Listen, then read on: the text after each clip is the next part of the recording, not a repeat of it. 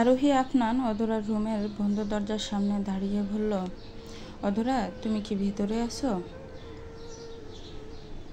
আরোহীর ডাক শুনে আফনান আর অধরা বারান্দা থেকে রুমে এসে দরজাটা খুলে দিল। আপু, আপনি এত রাতে এখানে কেন এলেন? আপনি তো অসুস্থ।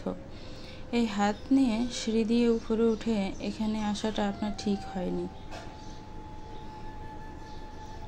আমি একদম ঠিক আছি অধরা, এত ভেবো না। আসলে আমি এখানে কিছু বলতে এসেছি। আফনান ওদের দুজনকে ডিস্টার্ব করতে চায়নি, তাই রুম থেকে চলে যেতে লাগলো। কিন্তু আরোহী ওকে থামিয়ে দিয়ে বলল, কথাগুলো আমি তোমাকে বলতে এসেছি আফনান। আমাকে? বলো, কি বলতে চাও? আমি জানি তোমার সামনে দাঁড়িয়ে তোমার সাথে কথা বলার মুখ আমার নেই, কিন্তু এমন কিছু কথা আছে যেগুলো আমার বলা আর তোমার জানাটা জরুরি। আফনান, আমি জানি যে আমি আর রাফসান তোমার সাথে যা করেছি তার জন্য তুমি আমাদের উপরে রেগে আছো। অবশ্য সেটাই স্বাভাবিক, কিন্তু আমি এটাও খুব ভালো করে জানি যে তুমি রাফসানকে অনেক ভালোবাসতে।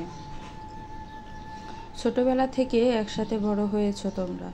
আমি দেখেছি রাফসানই যেন তোমার প্রাণ ছিল। আরোহীর কথা শুনে আপনার মনটা খুব নরম হয়ে গেল। রাফসান আর ওর সম্পর্কটাকে এতদিন মনের এক কোণায় লুকিয়ে রেখেছিল ছেলেটা। একটু একটু করে ভুলে যেতে চেয়েছিল প্রাণের বন্ধুটাকে। অধরার সাথেও রাফসানকে নিয়ে বিশেষ কোনো কথা হতো না আপনাদের। আজ আরোহীর কথা শুনে আপনাদের পুরনো দিনগুলোর কথা মনে পড়ে গেল সেই স্কুল জীবনের কথা। দুজন এক বেঞ্চে বসার জন্য কত মারামারি করত সবার সাথে। একজন যদি বই না আনতো তাহলে আরেকজন বই আনা সত্ত্বেও দাঁড়িয়ে যেত।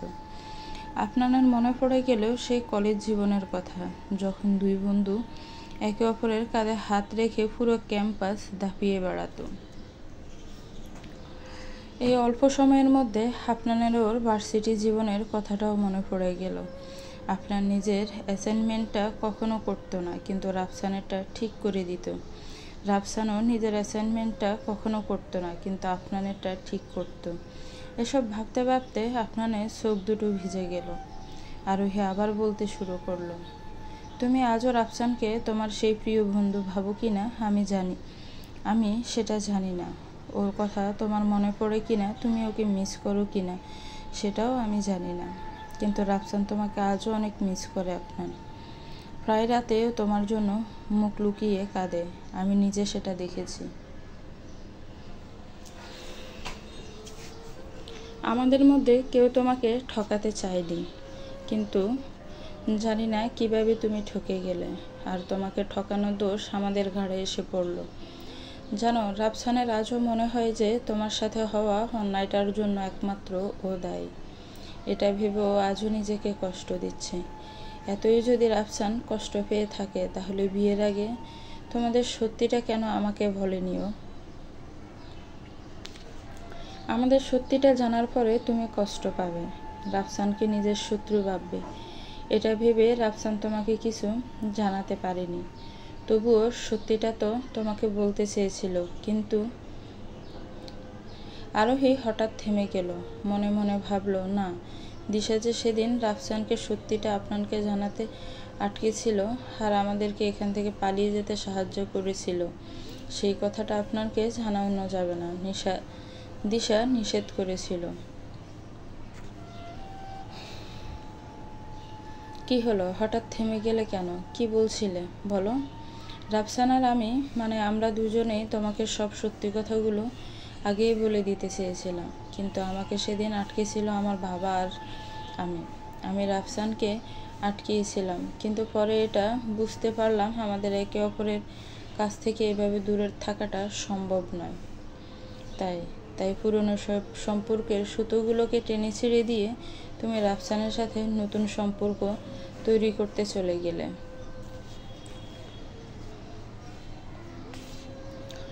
আপনার এই সব ঘটনার জন্য শুধু একজনেরই দোষ আছে, আর সেটা হলো আমি চাইলে তোমাকে অনেক আগে আমার আর রাফসানের ব্যাপারে ভুলে দিতে পারতাম, কিন্তু সব কিছু বলতে যেয়েও কিছুই বলতে পারিনি আমি।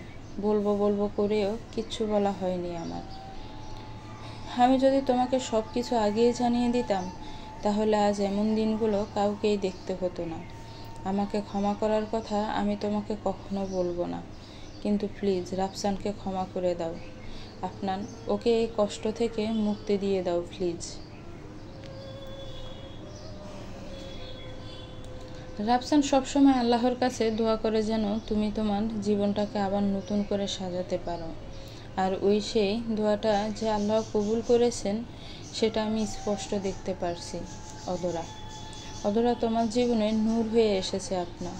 তোমাকে আবার তোমার সাথে মিশিয়ে দিতে এসেছে। তুমি তো ওর সাথে অনেক ভালো আছো, সুখে আছো। তাহলে প্লিজ রাফসানকে এবার ক্ষমা করে দাও প্লিজ। আপনার আরোহীর প্রত্যেকটা কথা বেশ ঠান্ডা মাথায় শুনল।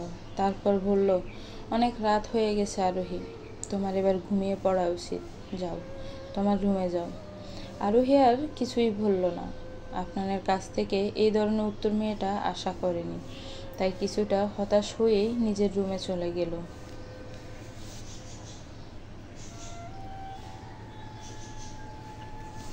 পরের দিন সকালবেলা আপনার অদরাকে সাথে নিয়ে আরোহীর রুমে এলো। ওদেরকে রুমে দেখে আরোহী শোয়া থেকে উঠে বসল। তোমরা এখানে? তোমাকে একটা কথা জানানোর ছিল আরোহী। হ্যাঁ বলো আপনার। রাফসানকে জানিয়ে দিয়ে যে আমি আর ওর উপরে রেগে নেই, আমি ওকে ক্ষমা করে দিয়েছি। আপনানের কথা শুনে আরোহী অনেক খুশি হয়ে গেল। সত্যি বলছো আপনার? সত্যি তুমি রাফসানকে ক্ষমা করে দিয়েছো? হ্যাঁ সত্যি। ওকে বলো যে না থাক, তোমার ওকে কিছু বলার দরকার নেই। তুমি বরং ওর নাম্বারটা আমাকে দাও, আমি ওর সাথে কথা বলে নিচ্ছি। নাম্বার? না মানে সেটা তো তোমাকে দিতে পারবো না। কেন? কেন দিতে পারবে না? আসলে রাফসানের নাম্বারটা আমার মুখস্থ নেই। মুখস্থ নেই তো কি হয়েছে, তোমার ফোনে তো নাম্বারটা আছে, ওখান থেকে দাও।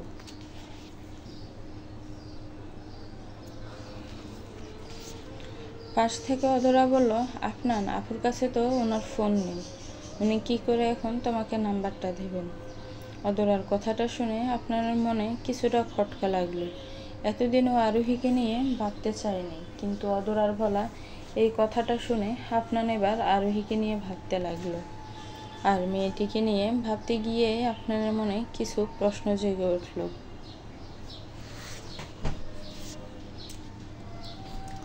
আরোহী, যদি কিছু মনে না করো তো কিছু জিজ্ঞাসা করতে পারি কি? বলো। অদরা যেদিন তোমাকে এই বাড়িতে এনেছিল সেদিনও তোমাকে রাস্তায় পড়ে পেয়েছিল। আচ্ছা, কি হয়েছিল সেদিন তোমার সাথে? তুমি রাস্তায় কেন পড়েছিলে? আপনার প্রশ্ন শুনে অদরার মনটাও এবার নড়ে চড়ে উঠল। আমিও আপনাকে এই প্রশ্নটা করতে চেয়েছিলাম আপু, কিন্তু পরে আর মনে ছিল না, তাই জানা হয়নি। এখন বলুন আপু, কি হয়েছিল সেদিন আপনার? আসলে আমার ওই দিন একটা ছিনতাই হয়ে গেছিল। ছিনতাই? হ্যাঁ অদরা, আমি ওই দিন সকালের ফ্লাইটে করে বাংলাদেশে আসি। আর ফ্লাইট? হ্যাঁ আসলে আপনার 2 বছর আগে আমি আর রাফসান এখান থেকে ইন্ডিয়া চলে যাই। এতগুলো দিন পর এই প্রথমবার আবার দেশে আসলাম। ওই দিন এয়ারপোর্ট থেকে বেরোনোর পর আমি একটা সিএনজি খুঁজতে থাকি। ওই সময় কোথা থেকে যেন একটা ছেলে এসে হাত থেকে আমার ব্যাগটা নিয়ে দৌড় দেয়। ওই ব্যাগে আমার খুব জরুরি কিছু জিনিসপত্র ছিল, তাই ওই ব্যাগটা পাওয়ার জন্য আমি ওই ছেলেটার পিছনে দৌড়াতে শুরু করি। কিন্তু দৌড়াতে দৌড়াতে হঠাৎ আমার মাথাটা ঘুরে যায় আর আমি রাস্তায় পড়ে যাই।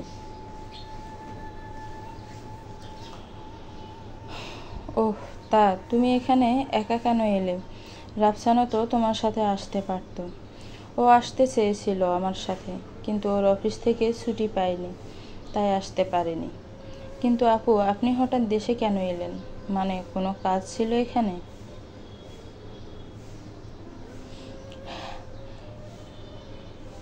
কাজ তো নেই, আসলে বেশ অনেক দিন হয়ে গেছে আব্বু আম্মুকে দেখিনি, তাই ওনাদেরকে একটিবার দেখার জন্য এখানে এসেছি। কিন্তু আরোহী আঙ্কেল তো আফনান, আব্বু আমাকে ত্যায্য করেছে, তারা দুজন আমাকে ছেড়েছে, কিন্তু আমি তো তাদেরকে ছাড়িনি। ওদেরকে দূর থেকে এক ঝলক দেখলেও আমার মনটা একটু শান্ত হবে। আচ্ছা, একটা কথা বলো তো আরোহী, তোমার কাছে তো ফোন নেই, তাহলে এই কয়দিন রাফসানের সাথে যোগাযোগ কিভাবে করছো? তোমার সাথে কথা না বলতে পেরে ও তো টেনশন করছে। না আফনান, আমার এক বান্ধবীর সাথে আমাদের দুজনেরই কন্ট্যাক্ট রয়েছে। রাফসান জানে আমি ভালো আছি। আরোহীর কথাগুলো অধরা সরল মনে বিশ্বাস করলেও আফনানের আরোহীর কথাগুলো পুরোপুরি বিশ্বাস হলো না। তবুও ভালো মুখে বলল, ও আচ্ছা, তা অনেক তো কথা হলো, এবার তাড়াতাড়ি হয়ে খেতে এসো। আফনান আর অধরা রুম থেকে বেরিয়ে গেল। আরোহী এবার মনে মনে ভাবল, আমাকে ক্ষমা করে দিও আফনান আর অধরা, আমি তোমাদেরকে সব সত্যি বলিনি।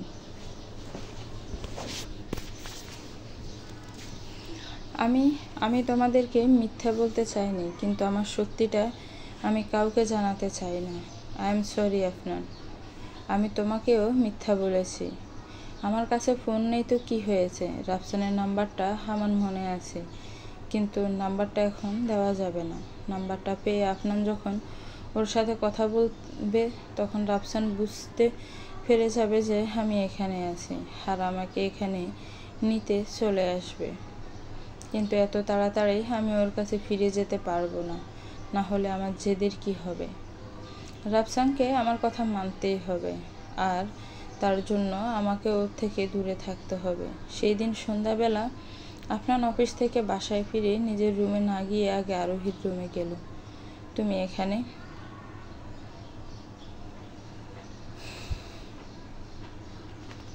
তোমাকে একটা জিনিস দিতে এলাম। কি? আফনান সুন্দর করে সাজানো একটা ছোট বক্স আরোহীর হাতে দিল। কি আছে এতে? নিজেই খুলে দেখো।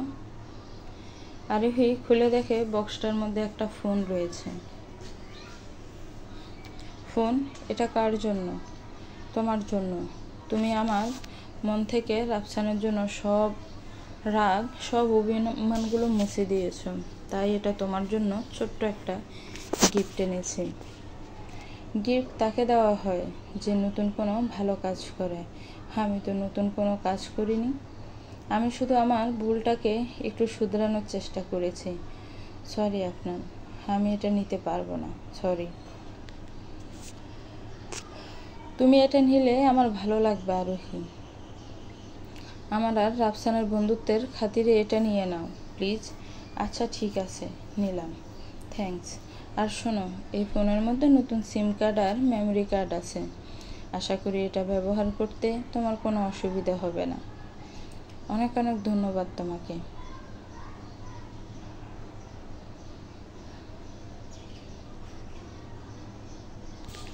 সময় তার নিজের গতিতে চলতে চলতে আরও 2 দিন কাটিয়ে দিল। এই 2 দিনে অধরার যত্নে আরোহী পুরোপুরি সুস্থ হয়ে গেছে। এইটুকু সময়ের মধ্যে আরোহী আর আফনানের মধ্যেকার সম্পর্কেও বেশ উন্নতি হয়েছে, যার সবটাই অধরার চোখে পড়েছে। তখন ঘড়িতে 5:55। ফজরের আজান নামাজ আদায় করার পর ঘরের মধ্যে হাঁটাহাঁটি করতে লাগলো আরোহী। হাঁটতে হাঁটতে আরোহী হঠাৎ ওয়াশরুমের দিকে দৌড় দিল। রুমে গিয়ে বমি করতে লাগলো মেয়েটা। বমি করতে করতে আরোহী লক্ষ্য করলো যে বেসিনের ভেতরে রক্তের উদ্গীরণ হয়ে রয়েছে। বমির সাথে রক্তের মিশ্রণ থেকে আরোহী অনেক ভয় পেয়ে গেল। হঠাৎ রক্ত কেন উঠল? তবে কি আমার কোনো সমস্যা হয়েছে? ওয়াশরুম থেকে বেরিয়ে আরোহী রুমে এসে খাটে বসে পড়ল। একটু আগে বমির সাথে রক্ত উঠতে দেখে মেয়েটা এখনো অনেক ঘাবড়ে আছে। এটা কি হলো? আজ হঠাৎ রক্ত কেন উঠল? তবে কি আমার কোনো সমস্যা হয়েছে? পেটে তো খুব ব্যথা করছে, এখন মাথাটাও প্রচণ্ড ঘুরছে, কিন্তু আমার সাথে এসব কেন হচ্ছে? অবশ্যই আমার কোনো সমস্যা হয়েছে, আমাকে খুব শীঘ্রই কোনো ডাক্তারের কাছে যেতে হবে, কিন্তু তার আগে আরোহী এবার বসা থেকে উঠে দাঁড়ালো। রুমের মধ্যে একটা টেবিলের ড্রয়ার থেকে আফনানের দেওয়া সেই ফোনটা বের করলো। ভেবেছিলাম এই ফোনটা আমি কখনো ইউজ করব না, কিন্তু আজ এমন এক পরিস্থিতি সৃষ্টি হয়েছে যেখানে এটা ব্যবহার ছাড়া আমার কাছে আর কোনো উপায় নেই। একা কোনো সিদ্ধান্ত নেওয়ার আগে আমাকে অবশ্যই রাফসানের সাথে একবার একটু কথা বলে নিতে হবে। হ্যাঁ, কথা বলতে হবে ওর সাথে, এখনই কথা বলতে হবে। ফোনটা খুলে আরোহী রাফসানের নাম্বারে কল করলো, কিন্তু রাফসানের ফোনটা কেউ ধরলো না। আরোহী বারবার রাফসানকে ফোন করলো, কিন্তু ওকে ফোনে পেল না। ফোনটা কেন ধরছো না রাফসান? আজ যে তোমার আরোহীর তোমাকে খুব প্রয়োজন, প্লিজ একটাবার ফোনটা একটু ধরো প্লিজ। আরোহী আবার রাফসানকে ফোন করলো। এমন সময় রুমের দরজায় ঠক ঠক আওয়াজ শোনা গেল। আপু, আপনি কি ঘুম থেকে উঠেছেন? অধরার গলা শুনে আরোহী ফোনটাকে একটু সরিয়ে রাখলো। তারপর গিয়ে রুমের দরজাটা খুলে অধরাকে বলল, অধরা তুমি কিছু বলবে? জি আপু, আসলে আপনাকে কিছু দেওয়ার ছিল। কি?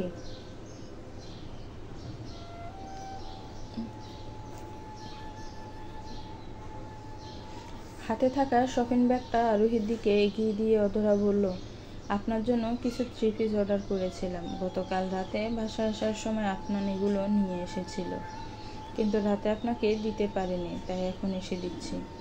3 পিস?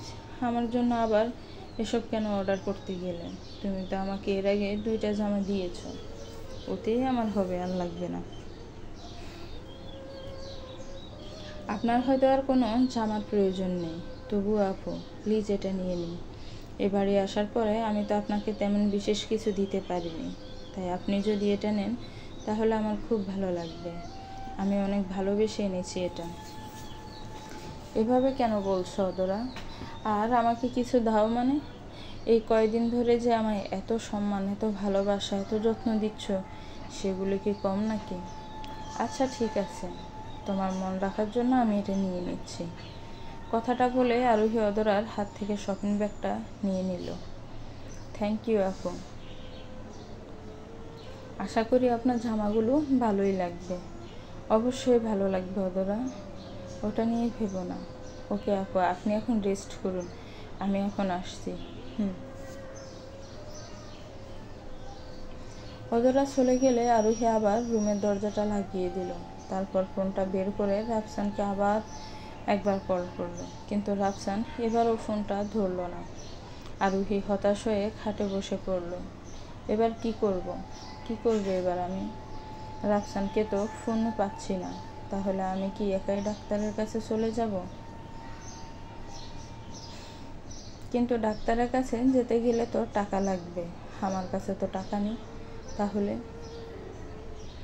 বিষয়টি নিয়ে আরোহী এবার ভাবা শুরু করলো। হঠাৎ কিছু একটা মনে পড়তে মেয়েটার মুখে হাসির রেখা ফুটে উঠল। ওনার এক কোনায় গিট দিয়ে কিছু একটা বাঁধা ছিল। আরোহী ওনার গিটটা খুলে ওখান থেকে কিছু টাকা বের করলো। টাকা তো আছে আমার কাছে, ছোট আমার ব্যাগটা নিয়ে গেলেও আমার শরীরের গহনাগুলো তো আমার কাছেই ছিল। সেদিন এই বাড়ি থেকে চলে যাওয়ার পর আমি একটা সোনার দোকানে গিয়ে আমার কানের দুলার গলার চেনটা বিক্রি করে এই টাকাগুলো পাই। পরে তো আর কোথাও যাওয়া হয়নি আমার, তাই টাকাগুলো সব থেকে গেছে। এখন এই টাকাগুলো দিয়ে আমি আমার ডাক্তার দেখাবো। হ্যাঁ, এটাই ঠিক হবে। দুপুরের দিকে আরোহী বাড়ির রান্না করে গেল। সেখানে অধরা আগে থেকেই ছিল, দুপুরের রান্না করছিল। আরে আপু, আপনি এখানে? কিছু চাই আপনার? না অধরা, কিছু লাগবে না। না মানে আসলে কি হয়েছে আপু, কিছু বলবেন আপনি?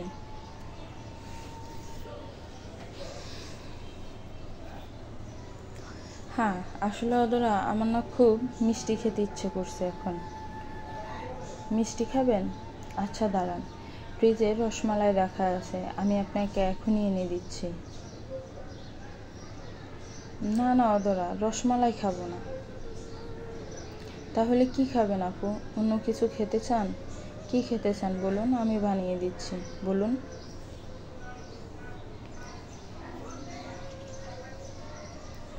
অদরা, আমার খুব পায়েস খেতে ইচ্ছে করছে। পায়েস? আচ্ছা ঠিক আছে, আপনি রুমে গিয়ে বসুন, আমি পায়েস বানিয়ে নিয়ে আসছি। বলছিলাম যে পায়েসটা আমি বানাই অদরা। আপনি প্লিজ না করো না অদরা, সারাদিন তো শুয়ে বসে কাটিয়ে দেই, আজ নিজের হাতে কিছু বানাতে খুব ইচ্ছে করছে। প্লিজ পায়েসটা আমি রান্না করি। কিন্তু আপু, বিশ্বাস করো অদরা, খুব ভালো রান্না করতে না পারলেও খাওয়ার মতো রান্নাটা আমি করতে পারি। না না আপু, ওসব কিছু বলতে চাইনি আমি। আচ্ছা ঠিক আছে, আপনি আজ পায়েসটা রাঁধুন, তবে আমি কিন্তু এই কাজে আপনাকে সাহায্য করব।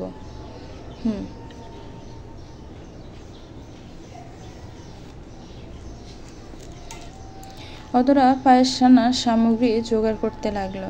এদিকে রান্নাঘরের চারদিকে একবার চোখ বুলাতে আরোহীর এই রান্নাঘরে ওর প্রথম দিনের কথাটা মনে পড়ে গেল। আজ আবার একবার এই রান্নাঘরে পা রাখলাম, কিন্তু জানি না কেন এখানে এসে আজও আমার মনটা ঠিক ততটাই আনন্দ পেয়েছে যতটা প্রথমবার এখানে আসায় পেয়েছিল। এ বাড়ির অনেক কিছুই পরিবর্তন ঘটেছে, শুধু এই রান্নাঘরটা সে আগের মতোই আছে। কিন্তু রান্নাঘরটা আগের মতো থাকলেও এর সাথে আমার সম্পর্কটা এখন বদলে গেছে। সেদিন এই বাড়ির বউ হয়ে এখানে এসেছিলাম, আর আজ এ বাড়ির অতিথি হিসেবে এখানে পা রেখেছি। এটাকে বোধহয় সময়ের চক্র বলে। এমনটা ভাবতে ভাবতে হঠাৎ অদরার ডাক পড়ল। আপু, আমি সব কিছু গুছিয়ে দিয়েছি, আপনি এবার রান্নাটা শুরু করুন। পায়েস রাঁধতে রাঁধতে আরোহী বলল, অদরা, একটা কথা বলার ছিল। বলুন আপু। বলছি যে আমার না আজ বিকেলে একটু বেরোতে হতো, মানে কিছু কাজ আছে আর কি। তো আমি কি? আপু, এটা আপনি কি করছেন? আপনি আমার কাছে পারমিশন চাইছেন? সিসি না, মানে অদরা আপু, আপনি এ বাড়ির অতিথি, কোনো জিম্মি নন যে এখান থেকে বেরোতে গেলে আপনাকে আমাদের থেকে পারমিশন নেওয়া লাগবে। আপনার যেখানে ইচ্ছা যখন ইচ্ছা আপনি যেতে পারেন, আমাদের তাতে কোনো সমস্যা নেই, বুঝলেন?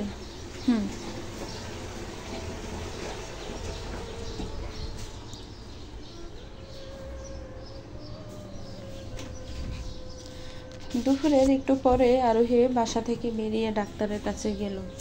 আর এদিকে দিশার সামনে বসে আছে মিস্টার আজিজুল হক, তার পাশে দাঁড়িয়ে আছে তার সেক্রেটারি সায়রা। দেখুন দিশা, আপনি আমার কথাটা ভালোভাবে বুঝতে পারছেন না। পরিস্থিতিটা কিন্তু এখন বেশ গম্ভীর। এখনই যদি আমার কথা মতো আপনি কাজটা না করেন তাহলে পরে আপনার আরও বেশি সমস্যা হবে, পরিস্থিতি আরও খারাপ হয়ে যাবে। তখন কিচ্ছু হবে না, সব ঠিক আছে, সব ঠিক থাকবে, আমার কথাটা বিশ্বাস করুন। আমি ঠিক আছি, আর আমার চারপাশের পরিবেশটা এখন একদম ঠিক আছে। আপনি একটু বেশিই ভাবছেন। কিন্তু দেখুন, আমার এখন একটু তাড়া আছে, আপনাদের সাথে আবার পরে কথা হবে, আসি। কিন্তু দিশা, আমার কথাটা শুনুন। দিশা দিশা দিশা সেখান থেকে চলে গেল। সায়রা বলল, যা, মেয়েটা তো চলে গেল স্যার, এবার আপনি এই বিষয়টা ভুলে যান স্যার। এই বিষয়টা ভুলে যাওয়ার মতো নয় সায়রা, দিশাকে এত হালকাভাবে নেওয়া যাবে না। কিন্তু স্যার, আপনার আর কি করার আছে বলুন তো? আপনি তো ওনাকে সবটাই বুঝিয়ে বললেন, কিন্তু উনি তো কোনো কিছুই বিশ্বাস করলেন না।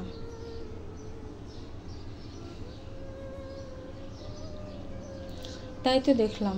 আচ্ছা, একটা কাজ করো, দিশার হাজব্যান্ডের নাম্বারটা আমাকে একটু এনে দাও। ওনার হাজব্যান্ডের নাম্বার নিয়ে আপনি কি করবেন স্যার? কথা বলবো ওনার সাথে, যে কথাগুলো আমি এখন দিশাকে বলতে পারিনি সেগুলো আমি ওনাকে জানাবো। উনি দিশার হাজব্যান্ড, দিশার সত্যিটা জানার অধিকার রয়েছে ওনার। দাও, তুমি নাম্বারটা এনে দাও। এখনই দিচ্ছি স্যার।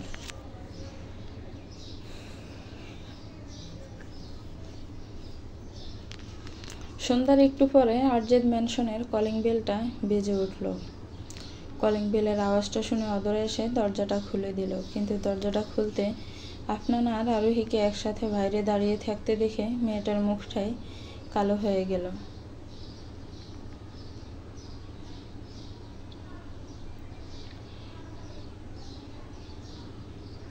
দরজা খুলতে অদরা আর আফনান আর আরোহীকে একসাথে দরজার বাইরে দাঁড়িয়ে থাকতে দেখল। তোমরা একসাথে মানে? আপু, আপনি তো বেশ তাড়াতাড়িই চলে এলেন। আমি তো ভেবেছিলাম আপনার বোধ হয় বেশ দেরি হবে আসতে। না অদরা, আমার কাজটা তাড়াতাড়ি শেষ হয়ে গিয়েছিল, তাই ফিরে এলাম। আফনান এবার বলল, হেঁটে আসার বদলে যদি কোনো গাড়িতে উঠতো তাহলে তোমার আপু আরও তাড়াতাড়ি বাসায় ফিরে আসতো। অদরা, আপনি হেঁটে হেঁটে কেন আসলেন আপু? সন্ধ্যা তো হয়েই গেছে, একটু পরেই তো রাত হয়ে যাবে। এ সময় রাস্তায় একা একা হাঁটাটা কি ঠিক? আসলে ওদের অনেক দিন ধরে বাসায় বসে আছি তো, তাই আজ বাইরে যাওয়ার পরে একটু হাঁটতে ইচ্ছে করছিল, তাই আর কি। এবার আফনান বলল, তাই বলে এত দূর থেকে হেঁটে হেঁটে আসবে?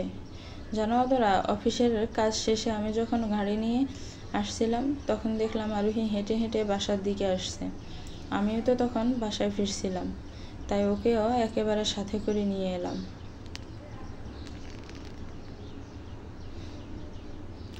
আফনানের কথা শুনে হদরা বেশ জোর করে একটু হাসার চেষ্টা করলো। এটা তুমি ভালোই করেছো আফনান।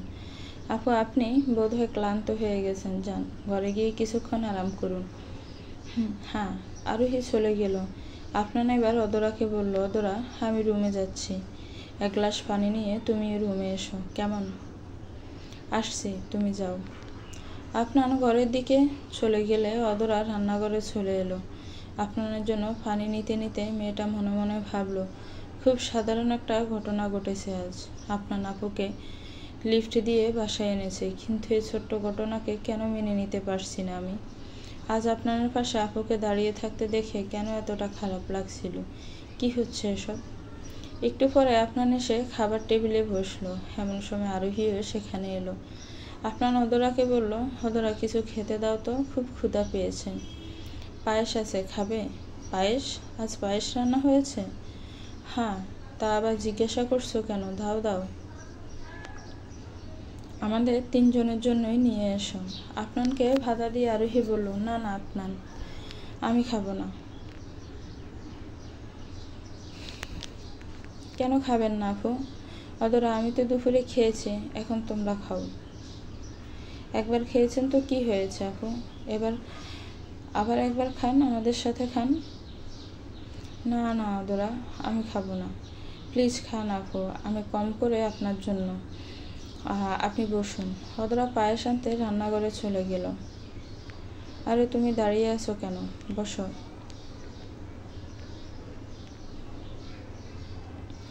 আফনানের কথা মতো আরোহী চেয়ার টেনে বসে পড়ল।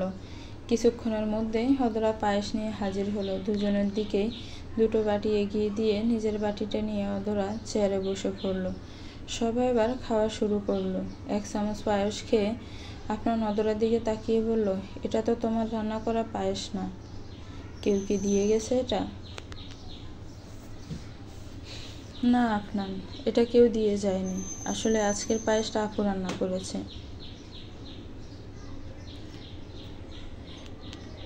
তুমি এটা রেঁধেছ আরোহী? হ্যাঁ, সুন্দর হয়েছে, থ্যাংক ইউ। আফনান আবার খাবার খাওয়ায় মন দিল। আফনানকে পায়েস খেতে দেখে আরোহী পুরনো দিনের কিছু স্মৃতি কথা মনে পড়ে গেল। বিয়ের পরের দিন রান্নাঘরে এসে আরোহী সবার জন্য পায়েস রান্না করেছিল। আরোহীর হাতের পায়েসটা সবার খুব ভালো লেগেছিল, কিন্তু আফনান একটু বেশিই পছন্দ করেছিল। খুব তৃপ্তি করে খেয়েছিল সেদিন। আজ আবার একবার আফনান আরোহীর হাতের পায়েস খাচ্ছে, কিন্তু আজ তার মুখে সেদিনের সেই তৃপ্তিটা নেই। খেতে খেতে হঠাৎ আরোহীর পেটের ব্যথাটা শুরু হয়ে গেল। সবার সামনে স্বাভাবিক থাকার অভিনয় করে বলল, আমি আর খাবো না, আমি এখন উঠছি। আপনি তো কিছুই খেলেন না আপু। আমি তো আগেই বলেছিলাম আদরা, আমি এখন খেতে পারবো না, প্লিজ আর জোর করো না। আচ্ছা ঠিক আছে আপু, আরোহী ওখান থেকে চলে গেল। রুমের মধ্যে ঢুকে দরজাটা বন্ধ করে 2 হাত দিয়ে পেটটাকে জড়িয়ে ধরে দরজার পাশে বসে পড়ল মেয়েটা। পেটের ব্যথাটা তীব্র হলেও মুখ দিয়ে কোনো শব্দ বের করলো না আরোহী। শক্ত করে পেটটা ধরে রেখে নিঃশব্দে কাঁদতে লাগলো। কিছুক্ষণ পরে পেটের ব্যথাটা একটু কমে আরোহী একটু স্বস্তির শ্বাস নিল। আজ ডাক্তারের কাছে গিয়ে কয়েকটা টেস্ট করে এসেছি। জানি না টেস্টের রেজাল্ট কখন আসবে। ডাক্তার বলেছিল টেস্টের রিপোর্টগুলো দেখেই উনি কিছু বলতে পারবেন। হে আল্লাহ, আমি জানি না আমার রিপোর্টগুলো কি হবে, আমি জানি না তাতে কি আসবে, কিন্তু প্লিজ এই রিপোর্টে খারাপ কিছু দিও না, আমাদের কোনো সমস্যা হতে দিও না। তুমি রহম করো আল্লাহ, তুমি রহম করো। এদিকে খাওয়া দাওয়া শেষে আপনার অদরাকে বলল, একটু খবর আছে অদরা? কি? আজ বিকেলে মা ফোন দিয়েছিল, বলল যে ওখানকার সব কাজ প্রায় শেষ হয়ে গেছে, সব কিছু ভালোভাবেই মিটে গেছে। এটা তো খুব ভালো একটা খবর। তা মা আর চাচি বাসায় কবে ফিরবেন? কাল তো ওরা আসবে না, বললো 2-3 দিনের মধ্যে চলে আসবে। ঠিক আছে। আচ্ছা অদরা, একটা কথা বলো তো, আজ আরোহী কোথায় গিয়েছিল? সেটা তো জানি না আপনার, আমি আপুকে সেভাবে কিছু জিজ্ঞাসা করিনি। তুমি কোথায় পেলে আপুকে? আমি তো ওকে সদর হসপিটালের পাশের রাস্তায় দেখেছিলাম। ও। পরের দিন সকাল 8টার দিকে অনাথ আশ্রম থেকে অদরার কাছে ফোন এলো। ফোনে কথা বলার পর অদরা আপনাকে কাছে ছুটে গেল। কি হয়েছে অদরা, কিছু বলবে? আপনার একটু আগে আলো ফোন করেছিল, বললাম মামুনির শরীরটা নাকি হঠাৎই বেশ খারাপ হয়ে গেছে। শরীর খারাপ হয়ে গেছে মানে? কি হয়েছে ওনার? সিরিয়াস কিছু হয়েছে কি? জানি না আপনার, ওসব কিছু বলতে পারবো না। আপু শুধু বললো তাড়াতাড়ি ও বাড়িতে যেতে। আচ্ছা ঠিক আছে, তুমি গুছিয়ে নাও, আমি তোমাকে নিয়ে যাচ্ছি। না না আপনার, তুমি কিভাবে এখন যাবে? আর 15 মিনিট পরেই তোমার অনলাইন মিটিংটা শুরু হয়ে যাবে, তারপর তো তোমাকে অফিসে যেতে হবে। আজ তো আবার হংকং থেকে লোকজন আসবে অফিসে। না না, তোমাকে কোথাও যেতে হবে না এখন, তুমি বাসায় থাকো, আমি যাচ্ছি। কিন্তু অদরা, তুমি একা যাবে? আর ওখানে যাওয়ার পরে তোমার যদি কোনো কিছুর প্রয়োজন হয় তাহলে? একা কোথায় যাচ্ছি আপনার? মিসেস সেলিম চাচা আছেন তো, আর কোনো কিছুর প্রয়োজন হলে আমি ফোনে তোমার সাথে যোগাযোগ করব। আগে গিয়ে দেখি মামুনির আসলে কি হয়েছেটা কি। কিন্তু অদরা, কিন্তু করো না তো আপনার, তুমি এখন তোমার মিটিংয়ের কথা ভাবো।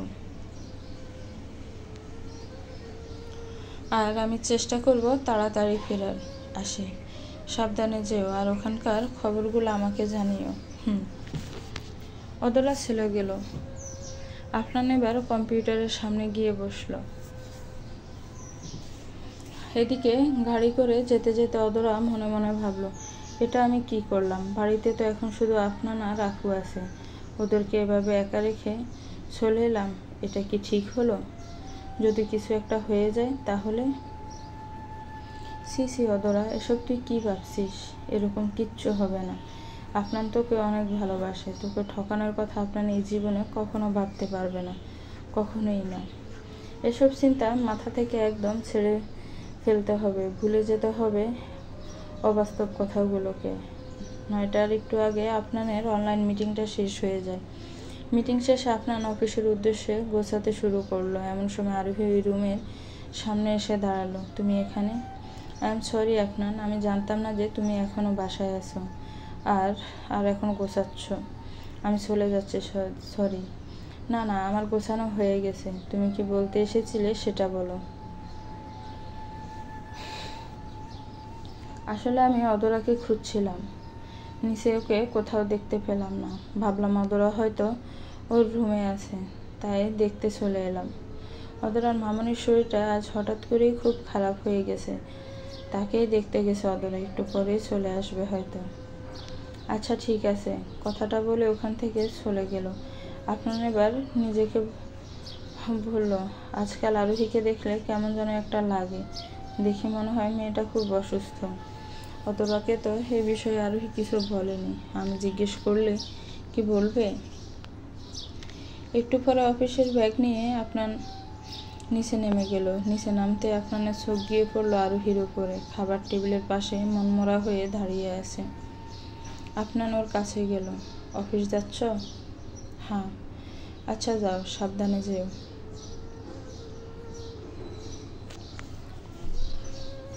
আরোহী, একটা কথা বলবো? বলো। তুমি ঠিক আছো তো? মানে? আসলে তোমাকে দেখে আজকাল কেমন যেন একটা লাগে। চোখের নিচে কেমন কালি পড়ে গেছে তোমার। রাতে কি ঘুম ভালো হয় না?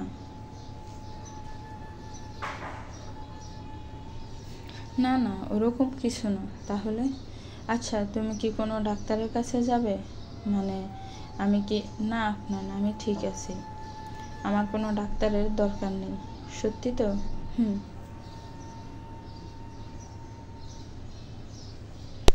মুখে একটা মিথ্যা হাসির রেখা টেনে আরোহী আপনাকে আশ্বস্ত করল।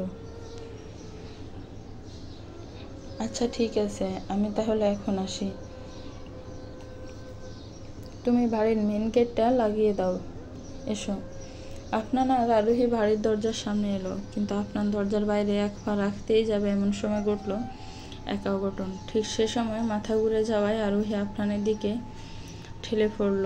আরোহীকে সামনে নিয়ে আপনার বলল, আরোহী, কি হয়েছে তোমার? এই, তুমি এভাবে পড়ে গেলে কেন?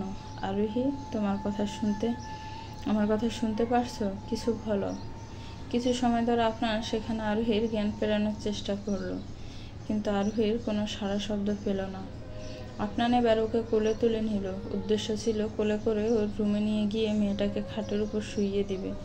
কিন্তু এমন সময় পেছন থেকে হঠাৎ অদরার ডাক শোনা গেল, আপনার। আরোহীকে কোলে নিয়ে পেছন করল আপনার। নিজের স্বামীর কোলে অন্য মেয়েকে পড়ে থাকতে দেখে রাগে কষ্টে অভিমানে অদরার মুখের রং পাল্টাতে শুরু করলো, কিন্তু পরক্ষণে আপনার কথা শুনে অদরা আবার শান্ত হয়ে গেল। অদরা, ভালো সময়ে এসেছো তুমি। দেখো, আরোহী হঠাৎ করে মাথা ঘুরে পড়ে গেছে। আমি ওকে ওর রুমে নিয়ে যাচ্ছি, তুমি এক গ্লাস পানি নিয়ে এসো। কি হলো অদরা, তাড়াতাড়ি এসো। আরোহীকে নিয়ে আপনার ওর ঘরে চলে গেল। এক গ্লাস পানি হাতে নিয়ে অদরা ওর পেছনে ছুট ধরল। আরোহীকে খাটে শুইয়ে দেওয়ার পর ওর মুখে পানির ঝাপটা দেওয়ার জন্য আপনার অদরার হাত থেকে পানির গ্লাসটা নিতে গেল, কিন্তু অদরা ওকে থামিয়ে বলল, আমি করছি আপনার, তুমি একটু পাশে সরে দাঁড়াও। আপনার সরে গেল। অদরা এবার আরোহীর পাশে বসে ওর মুখে পানির ঝাপটা দিতে লাগলো। বার তিনেক পানির ঝাপটা দিতে আরোহী মিটমিট করে চোখ খুলতে লাগলো। মনে হচ্ছে ওর জ্ঞান ফিরে আসছে। তোমার এভাবে বলার কোনো প্রয়োজন নেই আপনার।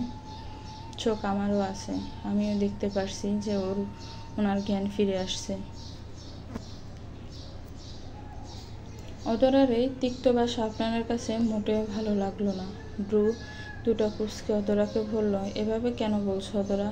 আর তুমি এখানে? মামনির কি অবস্থা? মামনি এখন ভালো আছে, আর এদিকে আফুও। তাই তুমি এখন এখান থেকে যাও আপনার। অদরা, আমি এদিকটা সামলে নেব। তোমার এখন অফিসে যাওয়ার খুব প্রয়োজন, তুমি সেখানে যাও। কিন্তু অদরা এবার আর থামতে না পেরে জোরে চিৎকার করে বলল, প্লিজ যাও আপনার, প্লিজ যাও। আপনার আর কিচ্ছু বলল না, চুপচাপ সেখান থেকে অফিসে চলে গেল।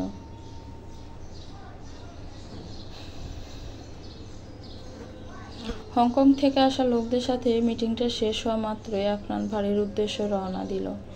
আজ ওর সাথে অদরা বেশ কঠিনভাবে কথা বলে ফেলেছে, তাই কোনো কাজেই আর মন বসছে না ছেলেটার। সারাক্ষণ শুধু ভাবছে অদরা কেন ওর সাথে এমন ব্যবহার করলো, কেন ওর সাথে এভাবে কথা বললো। বেশ লম্বা একটা সময় নিয়ে ভাবনা চিন্তা করার পর অবশেষে অদরার রাগের কারণটা আপনার বুঝতে পারল। বাসায় এসে 2-3 বার কলিং বেল ছাপার পর অদরা এসে দরজাটা খুলল, কিন্তু দরজাটা খুলে দিয়ে অদরা সেখান থেকে রান্নাঘরের দিকে যেতে লাগলো। আপনার মুখের দিকে একবার চেয়েও দেখলো না। আপনার অদরাকে পেছন থেকে থামানোর চেষ্টা করলো। অদরা, কোথায় যাচ্ছ? প্লিজ দাঁড়াও, আমার তোমার সাথে কিছু কথা আছে। অদরা, দাঁড়াতে বলছি তো, দাঁড়াও। অদরা আপনানের কথা না শুনে গটগট করে হেঁটে রান্নাঘরের দিকে চলে গেল। আপনার সেখানে কিছুক্ষণ দাঁড়িয়ে রইল, তারপর বাড়ির সদর দরজাটা বন্ধ করে রান্নাঘরের দিকে চলে গেল। কি হলো অদরা? আমি তোমাকে ডেকেছি তো, কিছু কথা বলার আছে তোমার সাথে। কথা পরে হবে আপনার, এখন অনেক কাজ আছে আমার, তুমি যাও এখান থেকে। আপনার এবার অদরার একটি হাত শক্ত করে ধরল। হাত ধরছো কেন? হাত ছাড়ো, আমার কাজ আছে এখন। কাজ তুমি পরে করবে অদরা, আগে আমি তোমার সাথে কিছু কথা বলবো। চলো ঘরে চলো।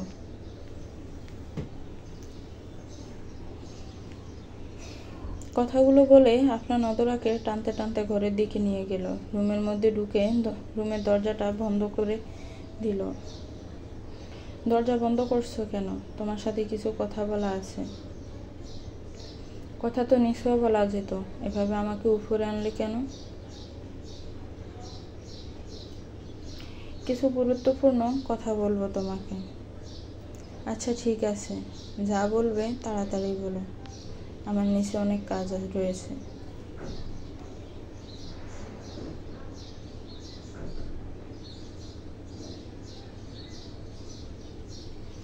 আপনার এবার অদরার একদম কাছে এসে দাঁড়ালো, তারপর চোখে চোখ রেখে বলল, তুমি কি এখনো আমার উপরে রেগে আছো অদরা? আপনার প্রশ্ন শুনে অদরা আপনার চোখ থেকে চোখ সরিয়ে নিল। মানে গতকাল আর আজকের ঘটনাটা নিয়ে তুমি আমার উপরে রেগে আছো, খুব রেগে আছো। কি ঠিক বললাম তো? না, এরকম কিছু না। তুমি মুখে যাই বলো না কেন, আমি জানি তুমি আমার উপরে রেগে আছো। আমার সাথে অন্য কাউকে দেখলে তোমার খারাপ লাগে, আর সেই অন্য কেউটা যদি আরোহী হয় তাহলে তো কোনো কথাই নেই।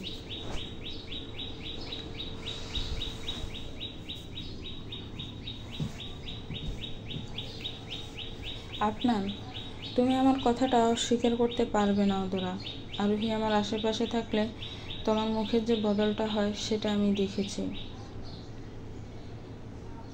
তুমি আমাকে হারানোর ভয় পাচ্ছ, তাই না? না মানে অদরা, তোমাকে তো সত্যিটা একটু বুঝতে হবে।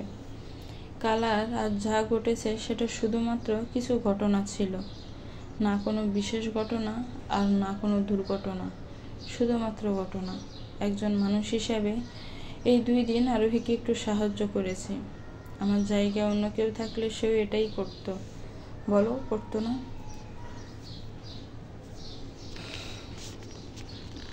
কোনো মেয়েকে চোখের সামনে অসুস্থ হয়ে যেতে দেখলে কেউ কি শান্ত থাকতে পারে? হঠাৎ রাস্তায় বাড়ির কোনো সদস্যকে বাড়ির দিকে আসতে দেখলে কোনো মানুষ কি তাকে সাথে করে বাড়ি নিয়ে আসবে না? বলো তুমি। অদরার মনটা এবার নরম হলো, সেই সাথে তার বচনভঙ্গিও। আস্তে আস্তে বলল, আমি তেমন কিছু ভাবতে চাইনি আপনার। আমিও সব ঘটনাগুলোকে স্বাভাবিকভাবে নিতে চেয়েছি, কিন্তু নিতে পারিনি। সে যে করেই হোক, খারাপ ভাবনাগুলো মাথায় এসেই যাচ্ছে। আমি পারছি না সেগুলো আটকাতে, বিশ্বাস করো আমি পারছি না। আমি জানি তুমি ওসব কিছু ভাবতে চাওনি। আমি তো আমার অদরাকে চিনি বলো, আমি তো জানি সে এমন নয়। আপনার এবার অদরার হাত দুটোকে নিজের 2 হাতের মধ্যে আবদ্ধ করে নিয়ে বলল, আমার উপর থেকে তোমার বিশ্বাসটাকে কখনো ভাঙতে দিও না অদরা। পরিস্থিতি যেমনই হোক না কেন, একটা কথা সব সময় মাথায় রেখো, আপনার আর যাই করুক না কেন তার অদরাকে কখনো কোনো ধোঁকা দিতে পারবে না। কেন জানো? কারণ আপনজনদের ধোঁকা দিলে তারা আর আপন থাকে না, পর হয়ে দূরে চলে যায়। আর আমি তোমাকে হারাতে চাই না অদরা, এ জীবনে কখনোই না।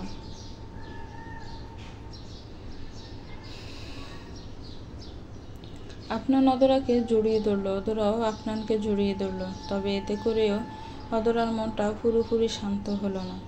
কিছুক্ষণ পরে অদরাকে ছেড়ে দিয়ে আপনার বলল, আজ মামুনির কি হয়েছিল বললে না তো? মামুনির কোমরের ব্যথাটা অনেক বেড়ে গিয়েছিল, সেই সাথে গ্যাসটাও বেড়ে গিয়েছিল। সব কিছু মিলিয়ে মামুনির অবস্থাটা সকাল খুব খারাপ ছিল। পরে সেখানে আমরা ডাক্তার ডাকলাম, আর ডাক্তার দেওয়া ওষুধ খেয়ে মামুনি একটু সুস্থ হলে আমি বাসায় চলে আসি। এখন কেমন আছে মামুনি, খোঁজ নিয়েছো? হ্যাঁ নিয়েছি, মামুনি এখন আগের থেকে অনেক ভালো আছে। আপনার বড্ড ইচ্ছে করলো একটিবার আরোহীর একটা খোঁজ নিতে, কিন্তু আরোহীর কথা শুনলে অদরা আবার রেগে যেতে পারে। এই বয়ে আপনার আর কিছু বলল না, তবে অদরা বলল আর আপু এখন আগের থেকে একটু ভালো আছে। জানি না সকালে কি এমন হলো, জিজ্ঞাসা করলাম, কিন্তু কিছু বলল না। ওহ,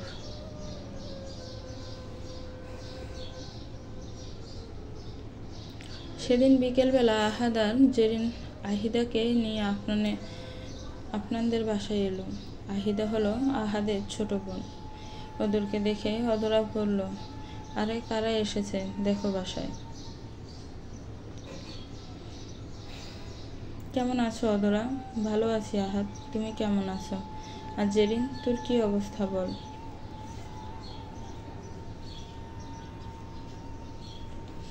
এই তো ভালো ভালো আছি। আজ সাথে করে কাকে এনেছি দেখ অদরা। সেটাই তো দেখছি, কতদিন পর আহিদাকে দেখছি। কেমন আছো তুমি? ভালো আছি ভাবি। এমন সময় আরোহী সেখানে এলো। অদরা আরোহীকে বলল, আপু এই দেখুন, আমাদের বাড়িতে আজ মেহমান এসেছে। এই হলো জেরিন, আমার বেস্ট ফ্রেন্ড, আর এটা হলো ওর হাজব্যান্ড আহাদ। এটা আহাদের বোন আহিদা। আহাদ আর আহিদাকে তো আমি আগে থেকে চিনি অদরা। জেরিনকে নতুন দেখছি। তা কেমন আছো তুমি জেরিন? জি ভালো। আহাদ বলল, তুমি কেমন আছো আরোহী? ভালো আছি।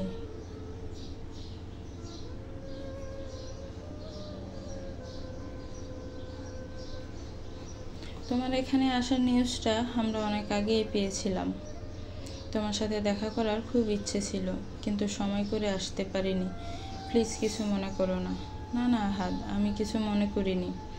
অদরা এবার বলল, তা তোমরা কি শুধু আমাদের সাথে দেখা করার জন্যই এখানে এসেছ, নাকি অন্য কোনো কারণ আছে?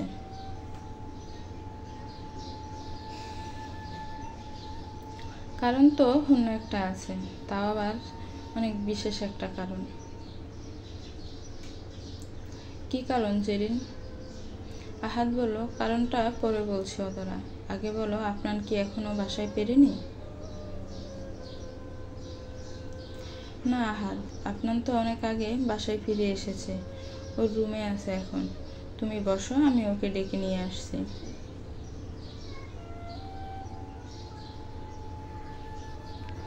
না অদরা, তুমি যেও না, আমি ওকে ডেকে নিয়ে আসছি। আচ্ছা। আহাদ আপনাকে ডেকে আনার জন্য ওর রুমে চলে গেল। আরোহী এবার অদরাকে বলল, অদরা আমি সবার জন্য চা নাস্তা নিয়ে আসছি। না না আপু, আপনি কেন এসব করতে যাবেন? আমি আছি তো, আমি সবার জন্য চা নাস্তা নিয়ে আসছি। সব সময় তো সব কাজ তুমিই করো অদরা, আজ না হয় একটু ছুটি নিলে। আজ বাসায় তোমার বেস্ট ফ্রেন্ড এসেছে, এখানে বসে ওর সাথে গল্প করো, আমি খাবার নিয়ে আসছি। কিন্তু আপু, অদরাকে দমিয়ে জেরিন বলল, আহ অদরা, উনি যখন নিজে থেকে আমাদের জন্য কিছু একটা করতে চাইছেন, তাহলে ওনাকে করতে দে না। তুই এখানে বস, গল্প কর আমার সাথে।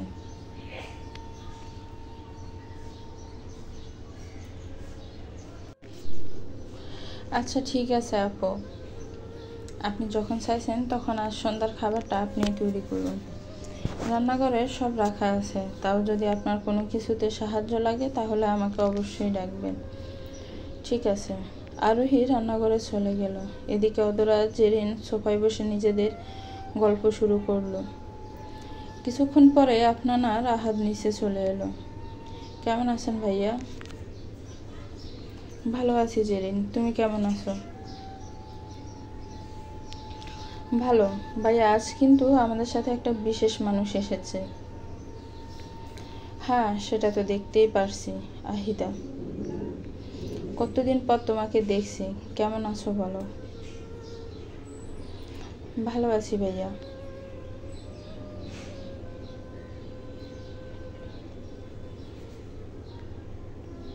পিঙ্কল্যান্ড থেকে দেশে কবে ফিরলে? দিন 2 আগে এসেছি। এবার অদরা সবার উদ্দেশ্য বলল, তাহলে এবার তো তোদের সেই বিশেষ কারণটা সবাইকে জানা।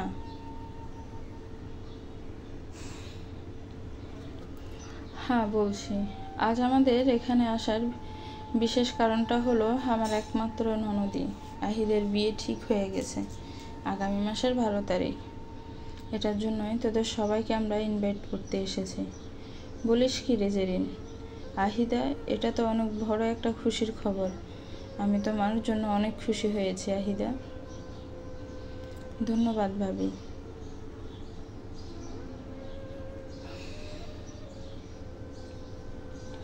আফনান বলল, আসলেই এটা তো অনেক বড় একটা খুশির সংবাদ, কিন্তু সামনের মাসের 12 তারিখে বিয়ে হলে তো হাতে খুব কম সময় থেকে যাচ্ছে। আহাদ বলল, হ্যাঁ সেজন্যই তো তোদের এখানে এলাম। শোন আফনান, আমরা এখানে তোদেরকে বিয়েতে খাওয়ার দাওয়াতের জন্য দাওয়াত করতে আসিনি। আমরা তোদেরকে এখানে বিয়েতে কাজ করার জন্য ইনভাইট করতে এসেছি। তোদেরকে কিন্তু আসতে হবে, আর আহিদের বিয়ের প্রত্যেকটা কাজ নিজের হাতে করতে হবে, বুঝলি? আরে হ্যাঁ হ্যাঁ, সে তো করবই। এতে আবার এত বলার কি আছে? অদরা, এত বড় একটা খবর শোনার পর সবাইকে একটু মিষ্টি মুখ করতে হয় তো। হ্যাঁ, আমি এখনই সবার জন্য মিষ্টি নিয়ে আসছি। কথাটি বলে অদরা রান্নাঘরের দিকে পা বাড়ালো, কিন্তু পথিমধ্যে আবার থেমে যেতে হলো তাকে, কারণ সে সময় আরোহী চা নাস্তা নিয়ে রান্নাঘর থেকে বের হয়ে এলো। অদরা দেখলো ট্রের একটা কাপে মশলা চা রয়েছে। এটা দেখে অদরা বলল, আপু এই চাটা কার জন্য? আপনার জন্য কি?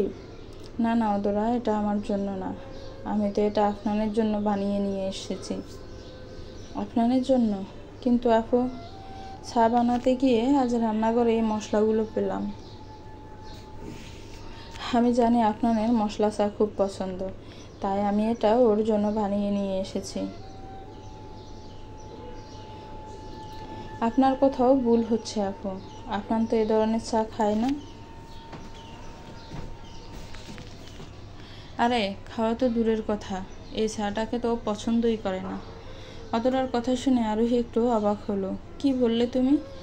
আপনার মশলা চা পছন্দ করে না? না আপু, আপনার এই ধরনের চা পছন্দ করে না। ও হয় গ্রিন টি খায়, না হলে ব্ল্যাক টি। কিন্তু এটা কি হতে পারে? আমি যতদূর জানতাম আপনার এই চাটা খেতে বেশ খুব পছন্দ করতো। আমি অনেকবার বাইরে গিয়ে ওর সাথে এই চাটা খেয়েছি। তখন তো আপনার খুব মজা করে এটা খেত, আর আমাকেও জোর করে খাওয়াতো। ওর কারণেই তো আমি এটা খাওয়া শুরু করেছিলাম। তাহলে হঠাৎ আপনার পছন্দটা এভাবে বদলে গেলে কেন? আপু, কেন কি হলো না হলো সেসব এখন বাদ দিন। আমি আপনার জন্য অন্য চা বানিয়ে নিয়ে আসছি, আপনি এগুলো আমায় দিন। কথাটা বলে অদরা আরোহীর হাতে থাকা ট্রেটা নিতে গেল, কিন্তু অদরাকে থামিয়ে আরোহী বলল, অদরা, তুমি সত্যিই জানো তো যে আপনার এখন আর এই খাবারটা খায় কি না?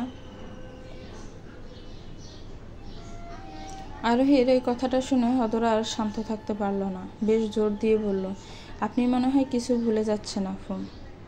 আপনার আমার স্বামী, তাই ওর কি পছন্দ আর কি অপছন্দ সেটা আমি খুব ভালো করেই জানি। আর একটা কথা আপু, 1 বছরের মধ্যে যদি ভালোবাসার মানুষটা বদলে যেতে পারে, সেখানে সামান্য একটা চায়ের পছন্দটা তো বদলাতেই পারে। অদরার এইভাবে বলাটা আরোহীর খুব একটা ভালো লাগলো না। এভাবে কেন বলছো অদরা? আপনাকে তুমিও আমার থেকে বেশি চিনবে, সেটা তো আমিও জানি। আমি তো শুধু এটুকুই বলছি যে আমি যখন এখানে ছিলাম তখন আপনার এই খাবারটা খুব পছন্দ করতে, সেই কথা মতে ছিল বলে আমি আজ ওর জন্য এটা বানিয়েছি। এখনও যদি ওটা না খায় তাহলে ঠিক আছে, কোনো সমস্যা নেই, আমি ওর জন্য অন্য কিছু বানিয়ে নিয়ে আসছি। না থাক আপু, আপনাকে আর কিছু বানাতে হবে না। আপনি এই বাড়ির অতিথি, আর বাড়িতে আসা অতিথিদের সেবা করতে হয়, তাকে দিয়ে কাজ করাতে হয় না। আপনি ওখানে গিয়ে সবার সাথে বসুন, আমি আপনার জন্য চা বানিয়ে নিয়ে আসছি। অদরা আরোহীর হাত থেকে খাবারের ট্রেটা নিতে যাবে এমন সময় সেখানে আপনান এলো। দাঁড়াও অদরা, কি করছো কি তুমি? কি করছি আমি? তুমি কিভাবে কথা বলছো আরোহীর সাথে? আরোহী কত কষ্ট করে আমার জন্য এই চাটা বানালো, আর তুমি কি না ওকে শুধু শুধুই এতগুলো কথা শুনিয়ে দিলে?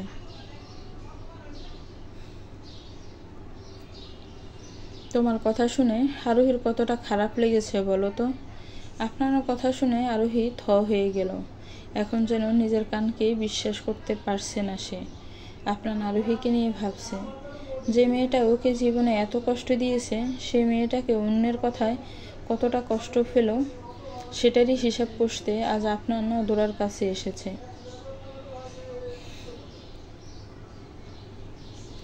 আপনানের এমন কথা শুনে অদরা দু চোখের কোনায় পানি চলে এলো, কিন্তু সেটা কাউকে দেখতে দিল না। এদিকে আরোহী আপনানকে বলল, না না আপনান, আমি কিছু মনে করিনি। এখানে খারাপ লাগার কি আছে? আমি একটা ভুল করেছি আর অদরা সেটা শুধরে দিচ্ছিল।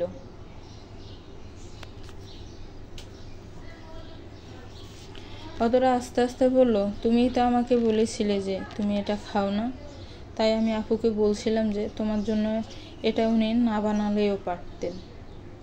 এই কথাটা একটু সাধারণভাবেও তো বলতে পারো অদরা, এভাবে ওর সাথে ঝগড়া করার কি আছে?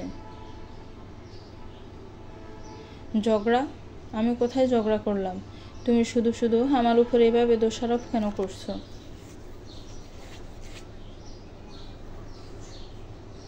দোষারোপ করছি না, শুধু তোমার ভুলটা তোমায় ধরিয়ে দিচ্ছি অদরা।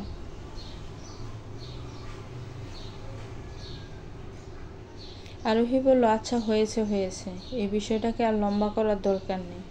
আপনার তুমি আহারদের কাছে যাও, আমি আর অদরা খাবার নিয়ে আসছি। নতুন করে কিছু বানানোর কোনো দরকার নেই, আমি এই চাটাই খেয়ে নেব। আপনানের কথায় আপত্তি জানিয়ে অধরা বলল, কিন্তু এটা তো তোমার ভালো লাগে না। ভালো লাগে না ঠিক আছে, কিন্তু তার মানে এই না যে কেউ আমার জন্য কষ্ট করে এটা বানালে আমি সেটা খাবো না। কথাটা বলে আপনান সেখান থেকে চলে গেল। একটু পর অদরা আর আরোহী খাবার নিয়ে সবার সামনে গেল। প্রায় ঘণ্টাখানেক থাকার পর আহাদরা নিজের বাড়ি চলে গেল। সন্ধ্যার পরে নিলয় বাসায় ফিরে এলে দিশা ওর কাছে গেল। সারাদিন কোথায় ছিলে নিলয়? কতবার ফোন করেছি তোমাকে, কিন্তু তুমি একবারও ফোনটা রিসিভ করোনি।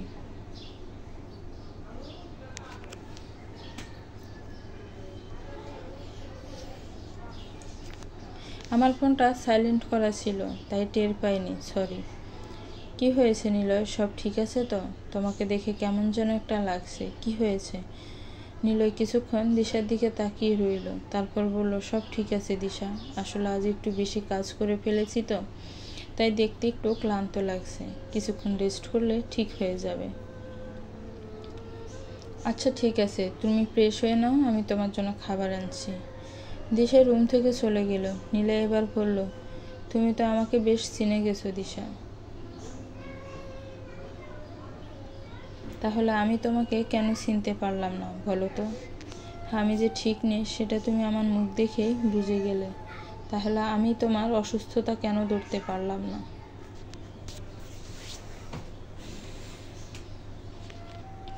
গতকাল রাতে মিস্টার হক আমাকে ফোন দিয়েছিলেন, উনি দেখা করতে চাইছিলেন আমার সাথে, তোমাকে নিয়ে কিছু বলতে চেয়েছিলেন। তোমার কথা শুনে আমি ওনার সাথে দেখা করতে রাজি হয়ে গিয়েছিলাম।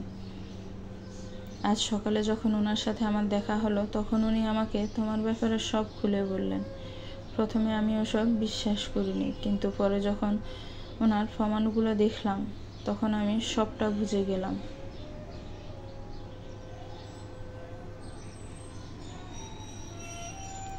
আচ্ছা, কোন খেলায় মেতে উঠছো তুমি দিশা?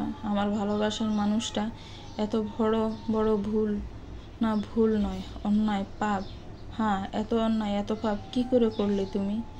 সত্য কখনো সাফা থাকে না, তাই তোমার সত্যিটা একদিন ঠিক সবার সামনে আসবে। তখন কি করব আমি? সবার হাত থেকে সেদিন কি করে বাঁচাবো তোমাকে? কি করে? গল্পটা কেমন লেগেছে একটু কমেন্টস করে জানাবেন। গল্পটার পরবর্তী পার্ট খুব শীঘ্রই আসবে। গল্পটা ভালো লাগলে একটু লাইক করবেন, আর আমার চ্যানেলটাকে প্লিজ সাবস্ক্রাইব করবেন। যারা অলরেডি সাবস্ক্রাইব করে রেখেছেন তাদেরকে অসংখ্য ধন্যবাদ। আসসালামু আলাইকুম।